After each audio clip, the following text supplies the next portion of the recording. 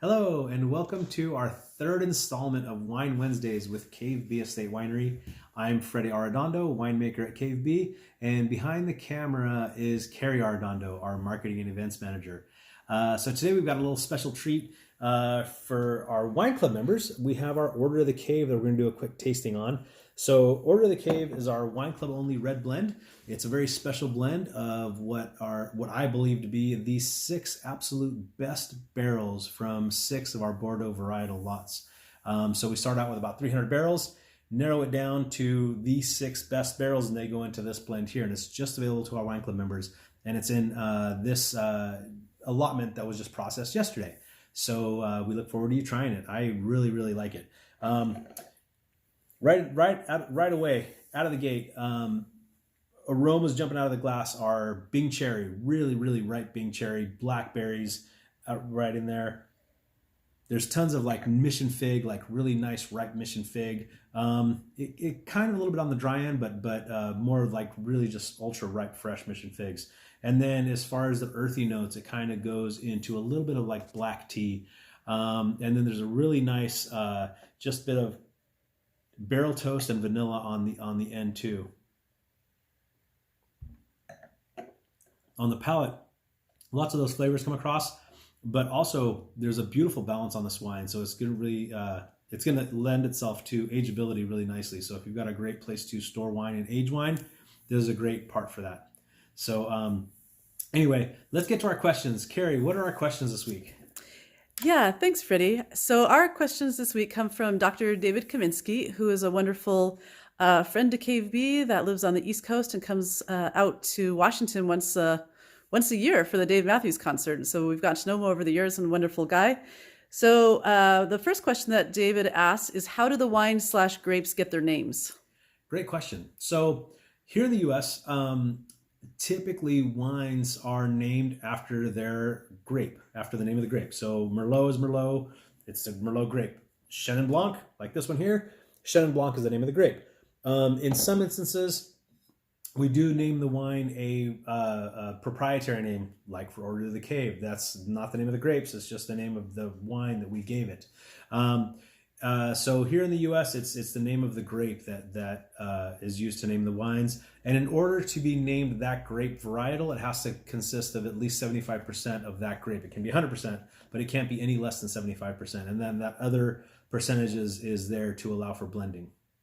Wonderful. Okay, the second question from Dr. David is our AVA more hospitable for some varieties and horrible for others? And I'm going to add to that, if you wouldn't mind explaining what an AVA is and which AVA Cave B is part of. Sure, another good question. So AVA stands for American Viticultural Area, and what an AVA is basically it's an area that has attributes that contribute distinct character to wine grapes. We are in the ancient lakes of Columbia Valley AVA. Our borders are on the west is the Columbia River. In the north, it's the Beasley Hills. In the east, it's the Winchester Wasteway. And then on the south, it's the Frenchman Hills. So we're kind of a rectangle. Our property is right on the western edge, right in the middle, north-south. So we're in a great area. Typically, the Ancient Lakes AVA is considered to be a white wine or a white grape growing region. But because of our proximity to the river, and because we sit on top of a huge basalt cliff, for us, we grow reds very successfully because as the sun sets in the west, it's beating down on that 900-foot basalt shelf. It's just absorbing all the heat from the sun. Then we have a prevailing westerly wind, which brings that warm air over the vineyard. So we actually have greater heat units right near close to the edge of the river than we do a little bit further east. And it's actually pretty significant. So we actually do quite well for reds and whites on our property. So the one part that maybe wasn't totally answered, is there anything any type that were horrible for that area? Oh, yeah. So if you go farther east in the growing region, reds don't do well there because it does have a shorter growing season and it's cooler. So reds typically don't do well in the eastern part. We and there are some varieties that just probably wouldn't do well, like a Pinot Noir. I don't think would do particularly well where we are. It's not cold hardy enough in the winter. Zinfandel probably wouldn't do well either. It's just we just don't get the heat units for Zinfandel. I think probably in Washington in general. But anyway, yeah.